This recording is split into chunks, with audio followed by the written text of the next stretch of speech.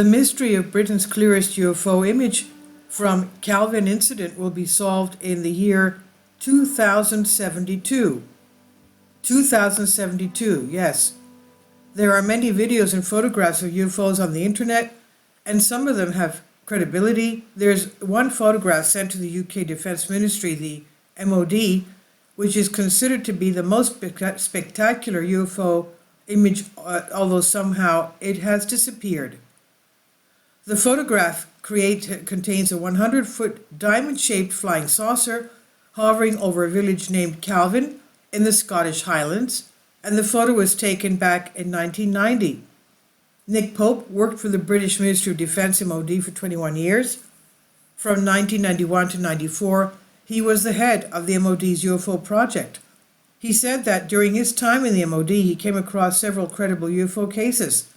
One such case involves the photograph from the Calvine incident. The story of how the photograph reached the MOD's office is phenomenal. Mr. Pope said that when he began his investigation into UFOs in 1991, it led him to a poster hanging on the wall near his desk. The poster was an enlarged colored photograph of the UFO from the Calvine incident. The X-Files first aired in the UK in 1994, and I acquired the same nickname, Spooky, as Fox Mulder for obvious reasons, Nick says. Mulder famously had his I Want to Believe UFO poster on his office wall, and though uncaptioned, I suppose this was my equivalent, he said. Most of the UFO photos are either fake, blurry, or just a small dot in the sky, but this particular photo was clear and taken in broad daylight. According to Pope, the photograph contained an 80-foot diamond-shaped craft with a military jet in the background. How did the photo get to the MOD? Two unnamed hikers from the Perthshire region allegedly took the photo of a large UFO while walking near the village of Calvine, August 4, 1990. They saw the object hovering over the village without any noise. It stayed there for some time and then ascended vertically up in the sky with a massive speed and disappeared.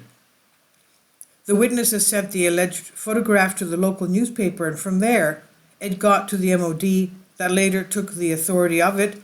And besides, during the incident, the hikers saw an RAF fighter jet flying near the UFO, but it's not determined whether it was escorting the craft or appeared there coincidentally. The photos were then sent to the Defense Intelligence Staff, DIS, who then sent them on to Imagery and Analysis at JARIC, that's Joint Air Reconnaissance Intelligence Center. Yet at the time, the MOD had not even publicly acknowledged that there was an intelligence interest in UFOs at all, Pope said. And according to Pope, the MOD had a great interest in the UFO sightings, but they were merely interested in the origin of these strange craft. They were looking for the technology behind the craft. Interestingly, the photo disappeared without any trace when the UFO investigators questioned the MOD whether Americans were testing secret prototype craft in the area. Pope asked the US if the craft belonged to them, but they refused to admit it. According to a 30-year rule in the UK, the MOD was supposed to release a secret UFO dossier on January 1, 2021, but the UK government banned the release for another 50 years. This secret file is said to contain the infamous UFO photo from the Calvine incident, and now it's set to be released on January 1st, 2072. Why another 50 years? Now, the UFO hunters got frustrated after this decision.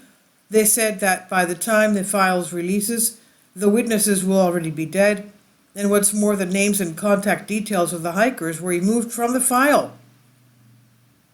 Pope suggested that the U.S. government should take the initiative and release the photo because the U.S. officials who were involved in Advanced Aerospace Threat Identification Program, the unclassified program by the United States to study UFOs, knew about the Calvine incident. This is on Hows and Whys by Vicky Verma. Please leave your comments, and thank you for your support. Patreon account. The daily posts are 5 videos daily, and they are totally different from what I have on my YouTube channel.